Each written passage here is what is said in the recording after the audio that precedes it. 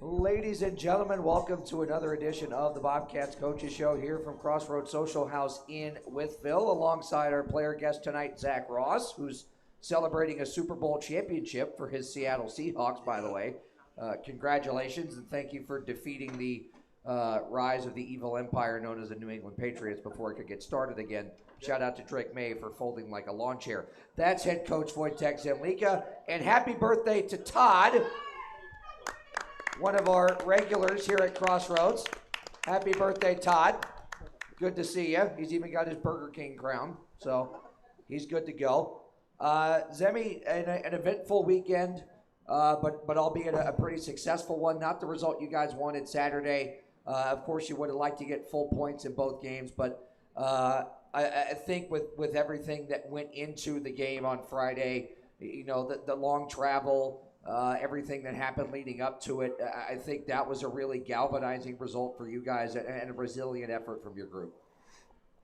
Yeah, you know, Brad, the travel definitely has been definitely one of the longest ones we all have done. You know, we left on Wednesday night, and we got there Thursday evening. So that's been quite a bit of the drive. But you know, we played Topeka the first time, and it was pretty evenly, you know, even matchup. You know, I feel like Friday we showed the resilience, and you know, a lot of things happened during the game. We had to shuffle the lines a little bit. You know, one of our D-men got hurt halfway through the game, so we put a forward on back end, and you know, we put a wingers playing as centers, and kind of everybody in the different spots were forced to, but the guys showed, you know, that again, no quit mentality, and no matter Topeka came back in the third period, you know, we were able to pull it off in overtime. Well, on Saturday, I thought we had a really good start, played a really good 40 minutes game, and then we kind of allowed them to get back in the game. I felt like we stopped playing a little bit, took the foot off the gas, and you know, they were able to come out on the top. Yeah, as we said, you know, ultimately it was a pretty successful weekend. Weren't quite able to overtake third, but you're still only a point back going into the weekend. So still within striking distance, and you're able to pick up points too on Port Huron, who was idle last weekend. So both you guys and Topeka now kind of breathing down their necks as we start to get into the crunch time of the season. And those games, you know, in a meeting that might end up being a playoff matchup here in a couple months. It seemed like two playoff style games where neither team really wanted to give an inch. There wasn't a whole lot of time and space to work with, and when you had the opportunities, it was imperative to take advantage of them. You know, it was a low scoring games. You know, we're at the point of the season when everybody is a little bit more structured. Everybody plays a little bit better defensively. You know, we didn't see as many shots as we usually see as well. But you know, I feel like we played some good hockey here since start of the 2026, especially the last 10 games. If you take a look at it, we went 7-1-2. But we can get comfortable. You know, there's something I was looking at after this past weekend is, you know, we played some really good hockey, but it feels like some of the games we lost, we were in the control of those games. You know, so we're always digging a little deeper and trying to find ways how to continue groove and get better. But you know, Topeka is not a Topeka is a really good team for expansion team. You know, they play that physical old school style of the game, and they're able to get under your skin, and that's what happened there in the second game, and we unfortunately got away from just playing the game, and yeah.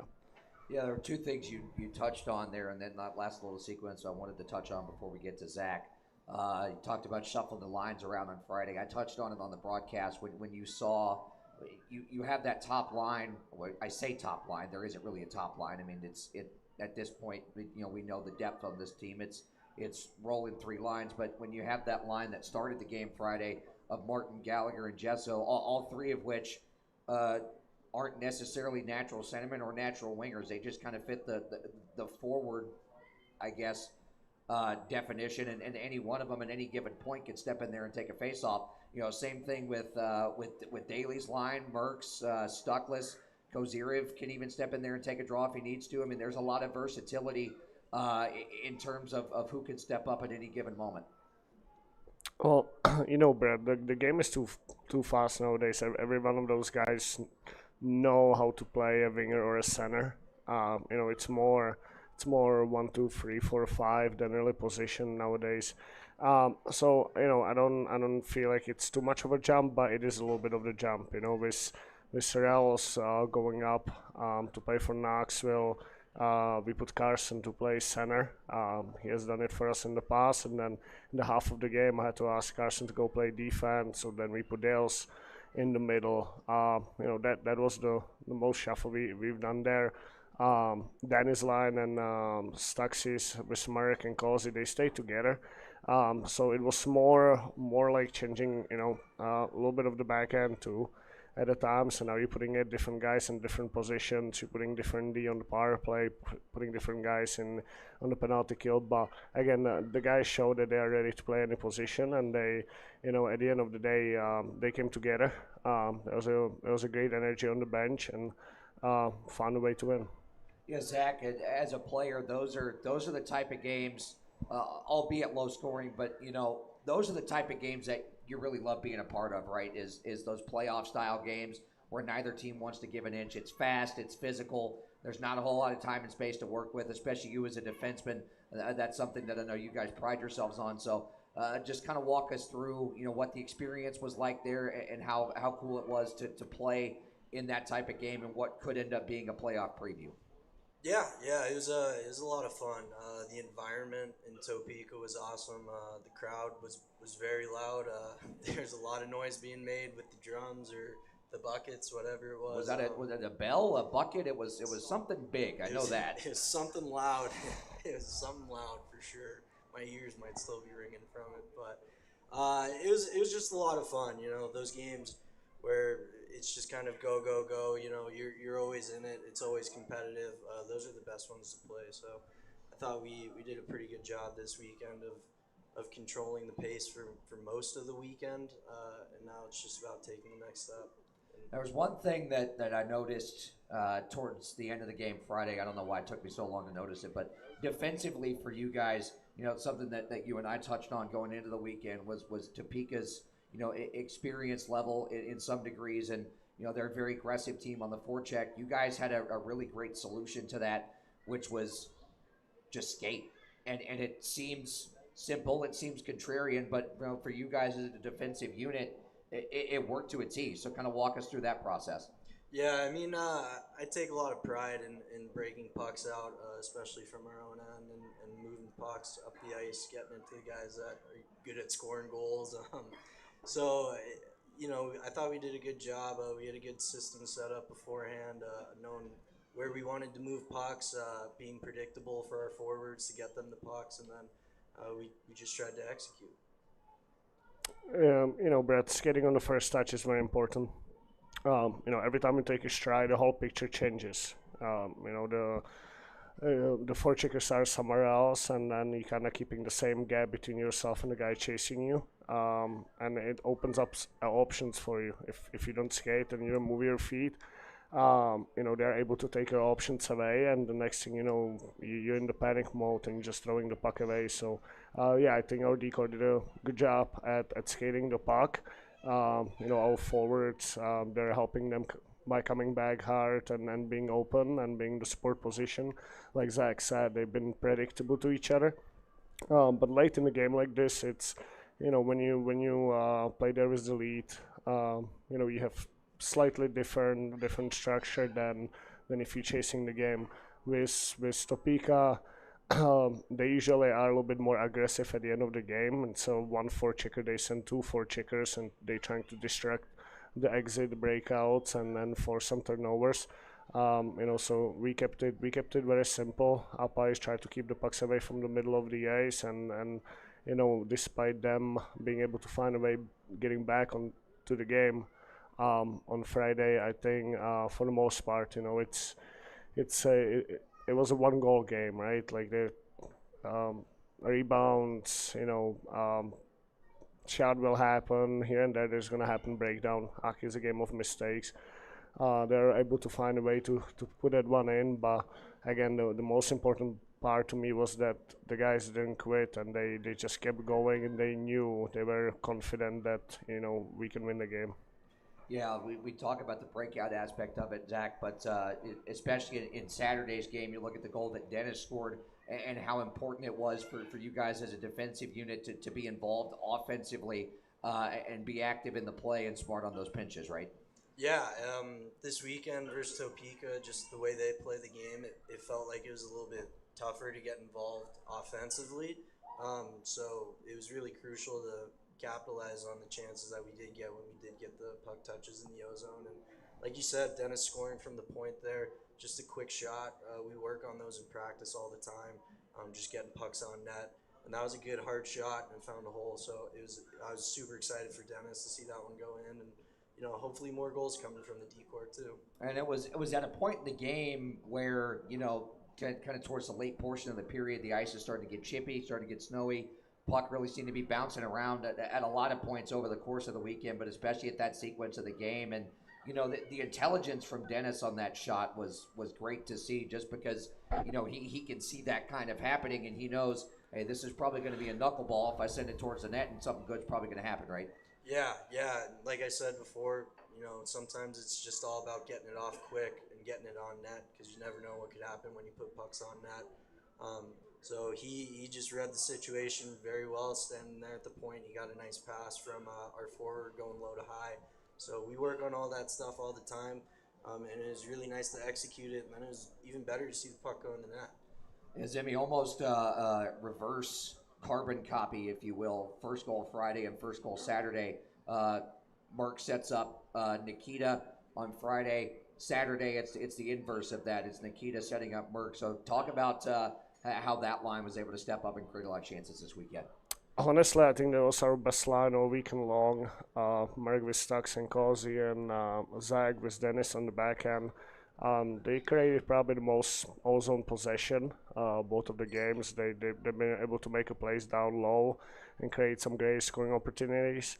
Obviously, out of those 4 goals we scored, that line scored 3 goals this weekend. So that was huge. They've been playing together for a little while, and you can see the chemistry between the line. And again, all 3 of those guys up front are really skilled and shifty, and they support each other well. They know each other tendencies, and then you add steady Isaac in the back end, and Dennis, who's got a good shot. That whole goal, what you guys just talk about, there's a lot of things prior to just scoring that goal. That early low to high pass would open up Dennis and gave him a time to take a shot, and Dennis just, like Zach said, quick release. At the end of the day, it's all about beating the first layer. If you can beat the first layer, usually good things happen, and having good net front traffic, hard for any goaltender when you don't see the puck to stop the puck. Yeah, I know, Zach, that's something I've seen you guys work on in practice quite a bit, especially over the last couple of weeks, is getting that shot off quickly from the point and making sure you get that traffic in front of the net. Yeah, and our forwards have been doing a great job with it, getting to the front of the net and creating that traffic, because it's just as important. Not many goalies at this level are going to let in a shot from the blue line if they can see it. So, it's kind of a two-part process. It's a team effort, working pucks low, getting pucks deep on the forecheck, getting it high to the D-men, and then getting shots on net. So.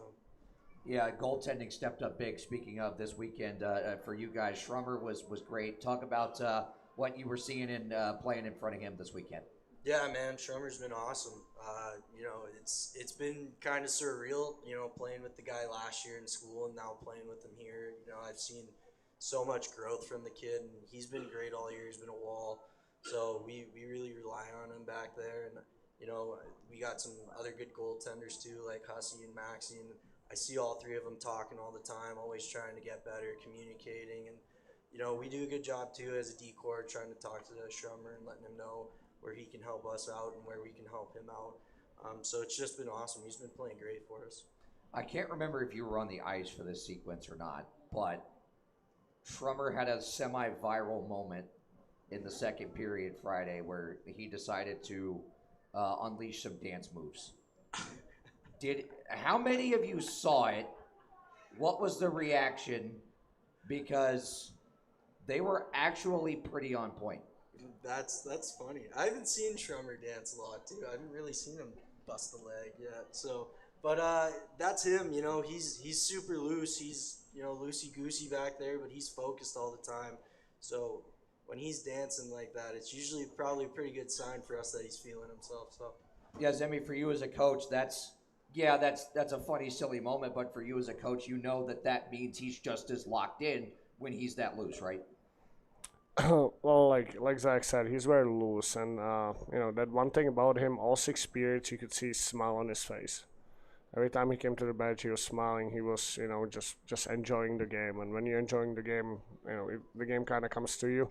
And all credit to him because that was a hard 2 games.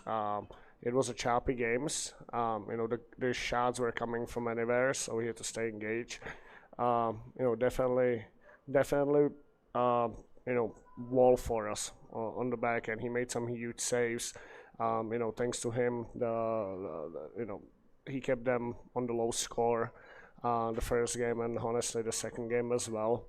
Our decor did a good job helping him out there, but yeah, that dance move, I was just surprised. Like, where's that coming from? Haven't seen that yet, but again, it's a confidence, right? Shermer's been playing a lot and been playing some really good hockey, and more and more, and you play, you just continue building the confidence and expanding your toolbox. No matter when it comes to save or just playing the puck. So playing a puck is very important for a goaltender, and very important for us as a team. It's like a 6 guy back there, and having a goaltender being able to do this and help on the back end with those breakouts is huge. So we'll kind of wrap up the weekend here before we get into the middle portion of the program. But I wanted to touch on the overtime winner on Friday. Just an awesome goal, and it had to be a great feeling. I know it was for Carson, but for you guys on the bench to see that for him, to be able to do that against his former team, I know had to feel great for everybody. Yeah, I'm very proud of Carson. Not a lot of us understand how far he came along this season. From the start of the year to this point, or just from the time he joined us to this time, you see day-to-day progress in his game, and he's getting back to where he was last season as a SPHL Rookie of the Year. He's a dog on the puck. Nobody will take a puck away from him. His puck protection is amazing, and he always moves his feet. He's able to keep the head up under the pressure and make a place off of it. That's a really difficult part of the game, and on that goal, we dumped the puck, and he was able to win that battle. On the puck when he had the 2 guys coming after him, and from there still escape in front of the net, spin around and then put the puck in the net. That was one of the highlights of the season, that's for sure. But again, just the progress he made, and he's been a huge addition to us. Yeah, Zach, it had to be a really galvanizing moment, I think, for everybody on the bench to jump right off it and go celebrate with him after seeing that kind of an effort on a goal like that. Oh yeah, for sure. Especially like we worked real hard on Friday too. It was kind of a choppy game, like Zemi said, but we did a good job. Staying together as a unit, and then just to see, it looked like the play at the start kind of looked like a nothing burger, just kind of getting it in deep, and then just to watch Galley go dog mode there, dig that puck out and get it in the back of the net. That was awesome. It was a little bit unexpected, but it was awesome, and I'm super fired up for Galley because, like Zemi said, he works so hard, and puck hasn't been going in necessarily as much as I know he would want to, but just to see that one go in was awesome for him. So I know more goals are coming for him in the future. Yeah, I feel like this was one of his better weekends. I mean, when you look at the totality of everything and just the effort that he showed, I mean, I told somebody right after the game on Friday it was evident that he wanted that one. Yeah. Again, I think it's been more than those two last games. I think it was the last 10 games. He's been big part of why we're playing better hockey, especially offensively. Obviously, we know that whole first line clicked very well with Dustin and Danny. They've been able to produce all three of them in different way. But yeah, with Gally.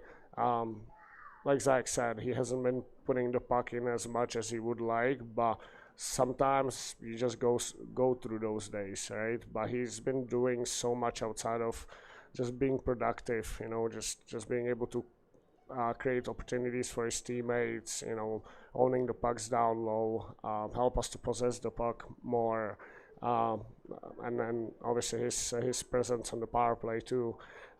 Yeah, he's been playing some really good hockey. We know there's more coming from him, but again, like I said, I'm very proud of where he is currently. All right, Zach, it's that time of the program. Before we get into the superlative part, this is your first appearance on the program, so it's time for you to walk us through your hockey background, what things were like growing up for you. I see the Portland Pickles hat, so Yeah. repping the hometown there. Yep. All-time minor league baseball branding there, by the way. But just walk us through the process for you coming from Oregon and up through the ranks and here to Blue Ridge. For sure, yeah. So, born and raised in Portland, Oregon. Maybe not known exactly as a hockey hotbed in the United States, but there's some hockey going around. We got a Western League team, the Portland Winterhawks. My parents were season ticket holders before I was born. So, I was born in August, and I was going to games in September, basically. So, I've been a hockey fan since right out of the womb. So, I just kind of started in roller skates out in my driveway, playing with my brother, playing with my dad. Transitioned into ice hockey at probably like 3 or 4 years old. Was playing in Portland a lot growing up, and then moved away to go play junior hockey at around 15 or 16. So I kind of went all over. Was in Arizona for a bit, was in Wenatchee for a bit, in Washington. Then I ended up going out to Manitoba, and then Minnesota, and then actually I played in Thief River Falls, Minnesota for a bit in juniors. Funny enough, where the new Fed team is going to be next year. But after that, I ended up going to Northland College for 4 years, which is out in Wisconsin, Ashland, Wisconsin. I graduated from there. I loved my time there. And then I transferred for a 5th year to Misericordia University, where I first met Anthony Schrum. And then from there, I had a good year there, so I signed with Danbury after school last year. Finished the season with Danbury. Then in the summer, I got traded to Watertown, which I was there for a couple of months, and then I got traded here, and here we are. And talk about what it's been like for you since joining the club back in December. Yeah, it's been awesome. It's been a super fun transition for me. I'm loving it here in Wytheville so far. Everyone's been so nice, so welcoming, and we've been winning hockey games too. So that's always a huge plus. So I've been really enjoying it. I really enjoy playing for Zemi. I really like the system that we're playing in. Feel like I'm meshing well with the guys here too. So it's all been going pretty well. So.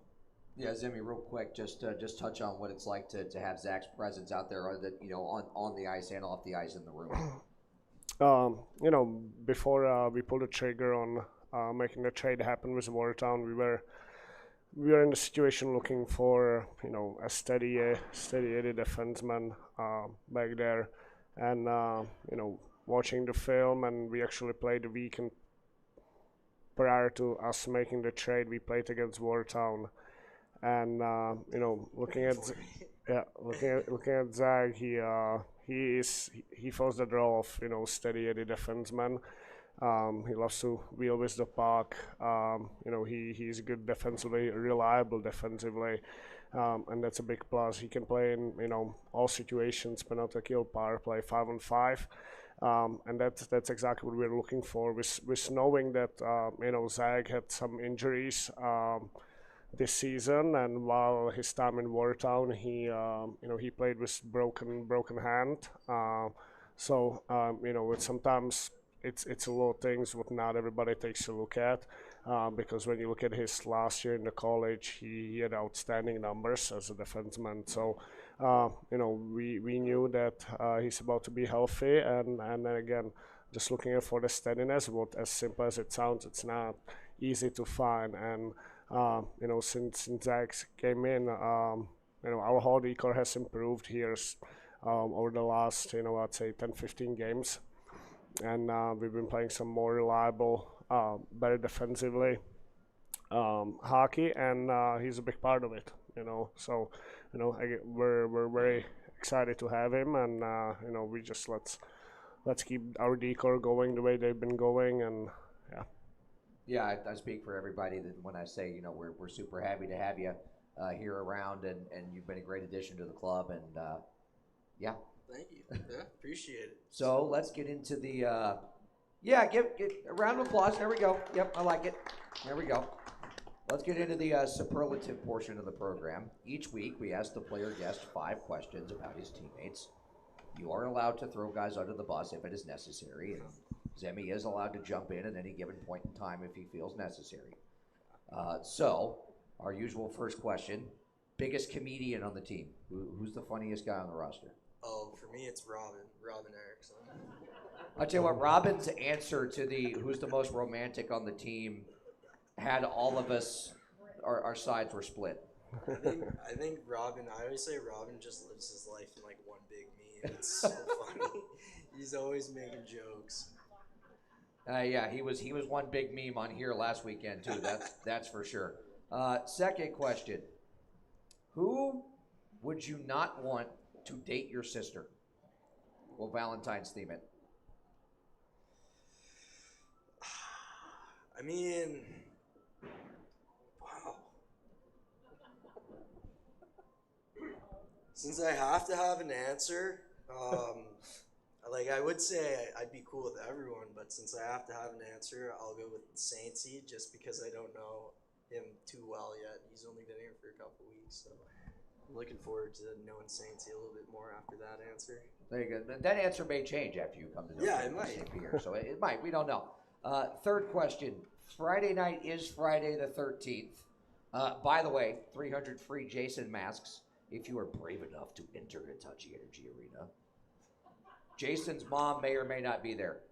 Wink, wink, wink, wink, wink. So, question. If you and 4 of your teammates were in the film as campers at Crystal Lake, who are you picking to try and outrun Mrs. Voorhees and her son? Okay. So the key is you don't have to be the fastest guy out there. You just got to be faster than the other 4. Correct. Right? So, but since we're out in the woods camping to start, we'll go with Carson Andrioli. He's an outdoorsman. Feel like he'd be, a protector. He'd keep everyone safe. We'll go with Dennis, just because I think Dennis would wander off and then would come back and not realize what was happening, so he'd be gone quick. Even though Dennis is pretty fast. He's got some long strides, so he can catch up pretty quick. But I'll go with Merck because he's going to drive the getaway car, and he's from New York, so I've got confidence in him driving. That means he can weave through traffic successfully. Yeah, or he can run over Jason potentially. Yeah. That Ford Explorer's got a pretty big butt on it on the front, so he could use the old pit maneuver. So Merck's driving the car, and then this is a tough one for 4. You know what? I'm gonna go with Tony Schrum, just so I can get a few good laughs while I'm out there.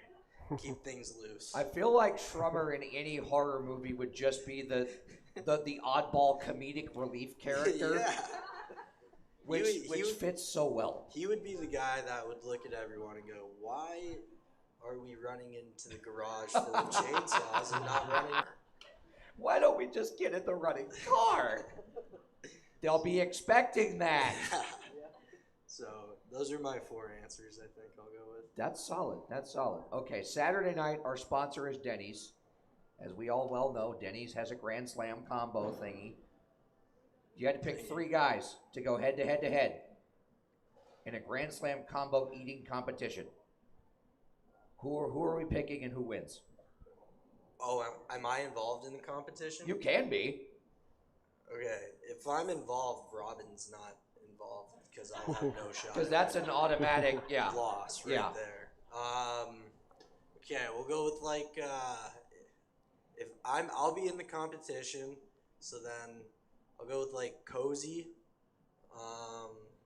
Stux, Shrum.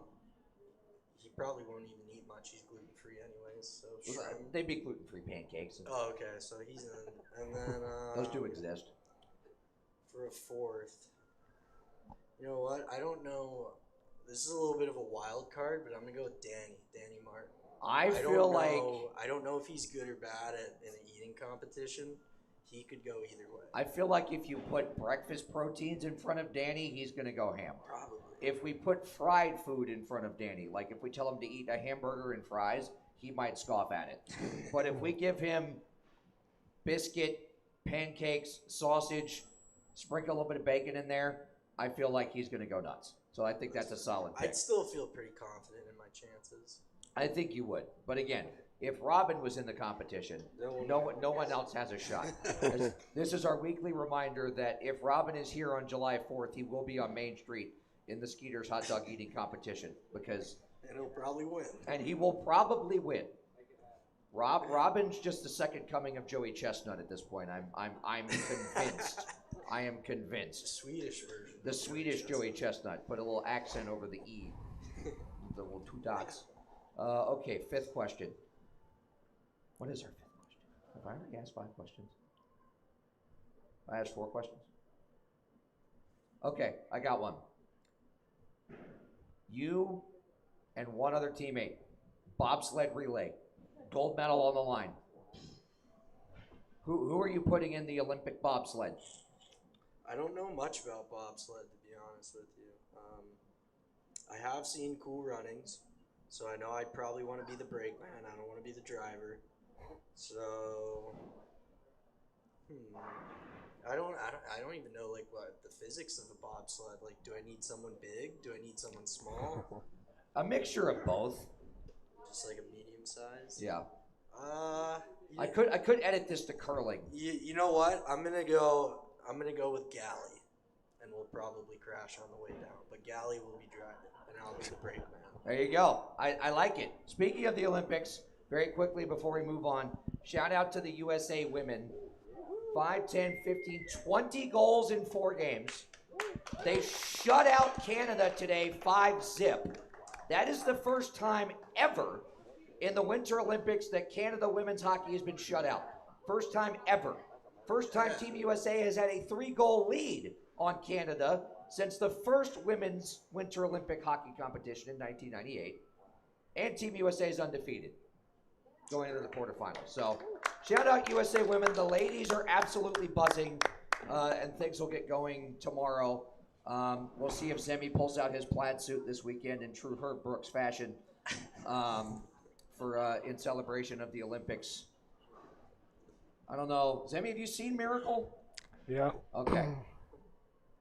We'll just leave it at that. Moving on to this weekend, we had a couple guys make their debuts on Saturday night. One a club debut and one a season debut. So talk about what you saw from 86 and 96 on Saturday. So Demet played Friday and Saturday. His first 2 games in North America, playing pro hockey after some experience in Europe. He definitely showed what we've been taught about him.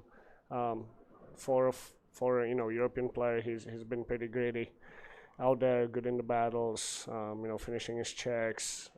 He was able to create some scoring opportunities there with Dales and Q. Yeah, definitely play up to what we expected, and with having a little bit more ice time on Saturday, he again showed his composure with the puck, and that he can be creative and offensive asset for us. With Q, Q came back. He joined us there late on Friday after the game, so he was getting some rest prior to the game, and stepped in the game, and you could see in the first period, he's got a dog in his body. He just competes so hard, and that's such a valuable thing to have. So very happy to have Q back. Obviously, very happy to have Demit on the roster. But with Q, you could see that the travel, and he's been on the bus for a good 12 to 14 hours, just getting there and then going straight to the game. It's a tough transition. So we know that Q just needs to get settled, and he'll be back himself. And we all know over the last 2 years what he can bring to the table, right? Like, he's a 200-foot player. Again, the biggest thing about him is he doesn't let anybody to outcompete him on the ice. And then he's got a heart here in Blue Ridge. He truly cares about the organization and wants to be successful here. So just another great addition to us. Yeah, and you could see the flashes of what's made him so great and such a fan favorite here over this being his third year here with us. You could see flashes of that on Saturday, and I know with proper rest and a good week under his belt, he'll be back to it. But we'll touch on Demid real quick as well, a guy that comes from a really good league in Germany and average about 1.5 points per game over there. So we know the skill that he brings to the table, and same thing with him. He showed those flashes this weekend.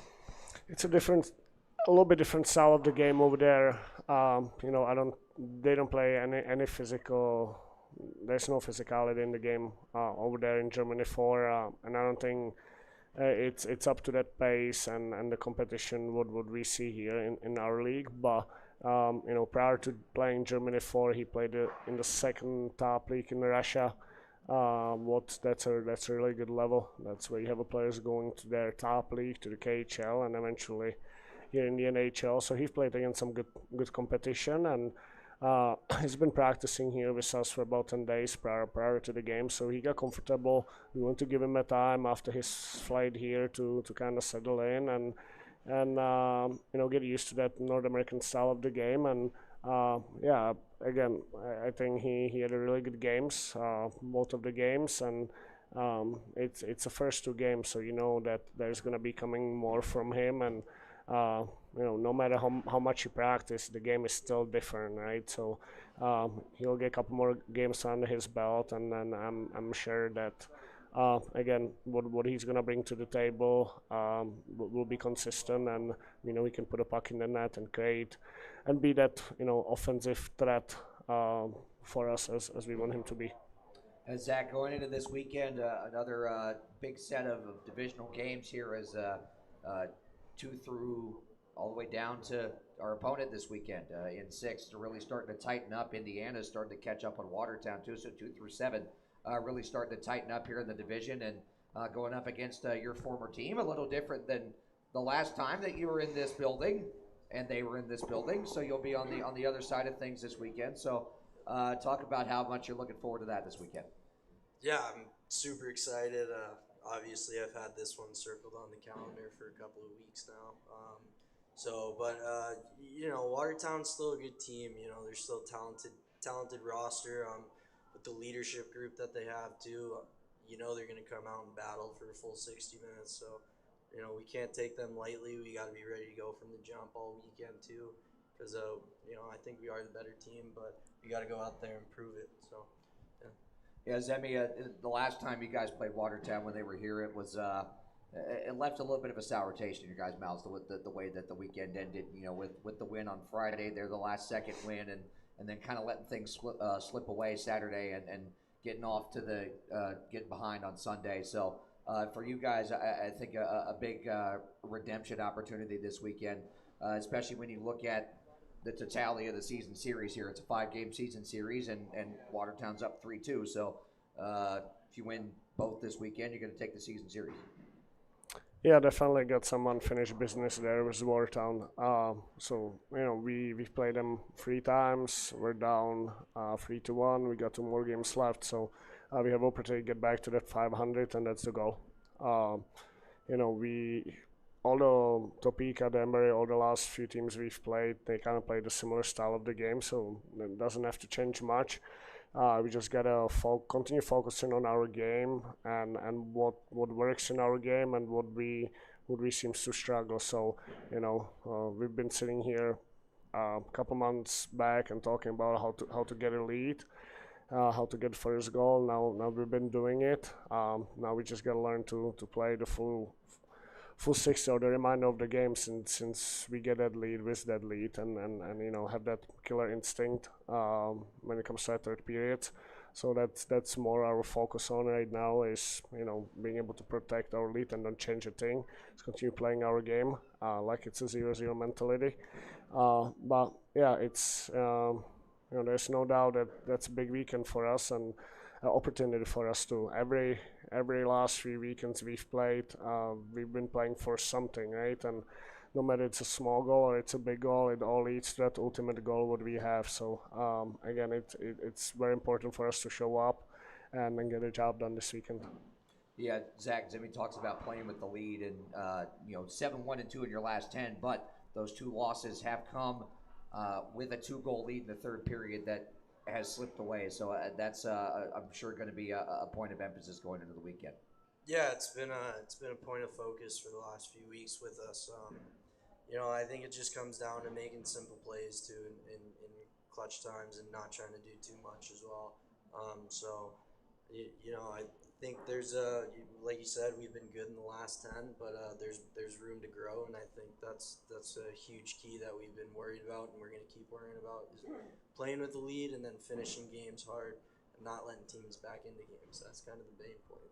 As St. Louis Blues general manager Doug Armstrong once famously said, when you have a team down 2-0, you have to have the mentality to put the knife in your hand and jam it through their eye and kill them. That is a direct quote, by the way, but it speaks to what you have to have this time of year, Zemi, is that killer instinct to put the foot to the throat and get the job done, right? Absolutely. When you're up by 2 goals on a team, that should be a done deal. There's no way coming back to it. It happened to us here twice. We're sitting here being at 1-2. We could be 9-1. That would make a big difference. And now we're talking about being really close to the 2nd spot in the division. So we can take it back. We can just move forward, but it's definitely something we need to stress. And make sure we're making the correct strides forward, that we don't put ourselves in those situations anymore. So we'll kind of wrap it up here. Zach, every week we end the show with this. Give us your 3 keys to victory this weekend. Ooh, 3 keys. Against Watertown, well, we got to come out. We got to be fast. So that's we got to get the feet moving, like you touched on earlier. When we're skating, we're a really difficult team to play against, and not many teams in this league can handle our speed. We got to be. I think really the second key comes down to execution. We know we're a good club, and we just got to go out and execute for 60 minutes too. A third one, I'd probably say being physical too. I think we've done a good job being physical the last few games, getting a lot of hits, and that's really what our forecheck comes down to. And our D zone too is just being physical in corners, hard on pucks, and winning small area battles. So that competitiveness and being physical, those are going to be big for us this weekend. That means the floor is yours. Being hard around the nets. Around our net, defensively, boxing out, picking up the stakes, not letting anything to slide, and around their net, picking up the rebounds, putting ourselves in the crease and in those hard areas. The second one would be composed, on the ice, composed on the bench, and the third one would be puck management. Couple of quick housekeeping notes before we go. As we said, Friday night is the Friday the 13th killer night. So if you're one of the first 300 fans through the doors of the building at Hitachi Energy Arena, you'll get one of those fancy Jason hockey goalie masks. All premium seat tickets are $13. That includes fees. So that one's hard to beat. Saturday, of course, is Valentine's Day, so make it Valentine's night. There is nothing that says I love you more than hockey. I can guarantee that. And my fiance sitting right there is attesting and doing the praise hands thing. And anyways, wait a minute. When did you get it? When did the rest of you get crowns? I missed that. Having a whole miniature birthday party over there. It's a thing now. It's Todd's the king now, and that's his court. Okay. Anyways. I don't want to get a crown, so I'll probably jump over to the court after this. Take a bow, Todd. Or should we be bowing to you? I don't know how that works. Anyways, I don't know. We live in America. We don't have a monarchy here. All hail Todd. All hail Todd. Anyways, Saturday is Valentine's night. So grab you, your sweetheart, pick up one of the lovers packs. That's 2 tickets, 2 hot dogs, 2 French fries, and 2 Pepsi products for $30. That does not include fees. But still, a great deal. And Zach and the rest of his teammates will be wearing Valentine's-themed jerseys that you will have an opportunity to own after the game as part of the post-game auction. And the Brandon Reller fan table is screaming no to the auction. Care to any further comment, Mark? Now he's hiding conveniently behind the speaker. Brandy's very excited. She won the Brandon Reller jersey raffle. Congratulations. The funniest part of that is we all know how close Brandy and Brandon are, and Kendra's reaction in the video was side-splittingly hilarious. Oh my God, Brandy Bass! As if it was... Kendra's immediate reaction when she came back into the office after filming it was, people are going to think I rigged it, and I really didn't. We promise she didn't rig it. We promise. Anyways, all right, that's enough. We're all hungry. We've got things to do and places to be. That's Zach Ross, Endpoint Texan League. I'm Brett Wives, and we'll see you at home Friday night.